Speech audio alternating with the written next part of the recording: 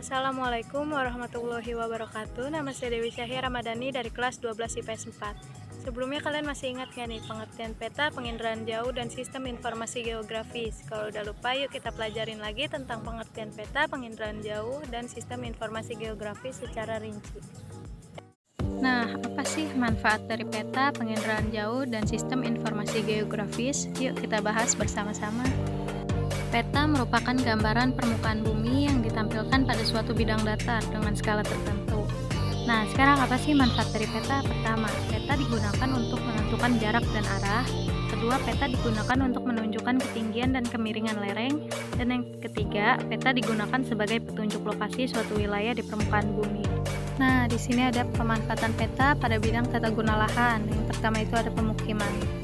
Pada sektor pemukiman, dengan adanya peta kita bisa merencanakan pembangunan fasilitas umum.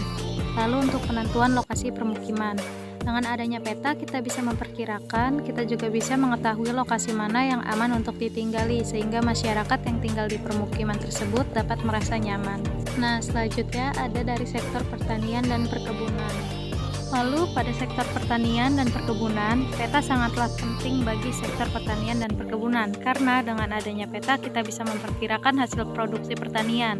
Lalu juga kita bisa mengidentifikasi tanaman-tanaman yang mengalami masalah atau sakit.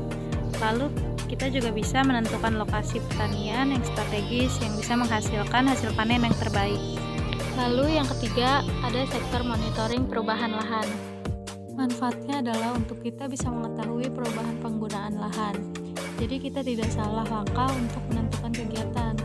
Lalu yang kedua untuk evaluasi lahan. Jadi setiap manfaat lahan tentu saja harus dievaluasi karena semua kegiatan itu dapat menghasilkan dampak yang baik terhadap lingkungan tersebut. Bisa saja karena kegiatan yang kita lakukan menimbulkan dampak yang negatif. Lalu apabila dampak negatif tersebut dibiarkan, maka akan menimbulkan masalah, kerusakan lingkungan, dan akhirnya kita juga yang akan merasakan dampaknya. Lalu yang terakhir ada analisis ruang terbuka hijau.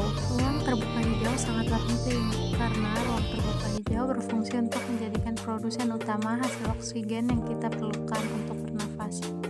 Dengan penempatan ruang terbuka hijau yang tepat, maka kita bisa hidup dengan nyaman. Lalu pemanfaatan peta dan citra penginderaan jauh. Yang sangatlah penting juga adalah pemanfaatan pada bidang transportasi, baik transportasi darat, laut, maupun udara. Untuk transportasi darat, berguna untuk perencanaan jaringan jalan. Apabila jaringan jalan disusun dengan baik, maka nanti dapat mengurangi kemungkinan terjadinya simpul-simpul kemacetan. Lalu juga berfungsi untuk tata ruang perencanaan rel kereta api. Lalu untuk transportasi laut, fungsinya adalah untuk mengatur jalur transportasi laut sehingga bisa meminimalisir kemungkinan kecelakaan di laut, lalu juga untuk menentukan pelabuhan ataupun alur pelayaran. Pada transportasi udara adalah untuk menentukan lokasi strategis dalam pembangunan bandara sehingga nanti akan lebih mudah untuk diakses dari segala penjuru tiap wilayah. Selain menentukan lokasi dan pembangunan bandara, juga nanti akan membantu dalam proses pembuatan jadwal penerbangan. Nah, sekarang kita beralih ke manfaat dari SIG atau Sistem Informasi Geografis. Yang pertama untuk analisis potensi wilayah. Potensi wilayah dibagi menjadi dua. Yang pertama ada potensi sumber daya alam, lalu yang kedua potensi pariwisata. Pada sektor pengelolaan sumber daya alam, manfaat yang pertama adalah untuk mengetahui persebaran berbagai jenis basam sumber daya alam. Lalu yang kedua manfaatnya untuk mengidentifikasi sebaran kawasan lahan potensial.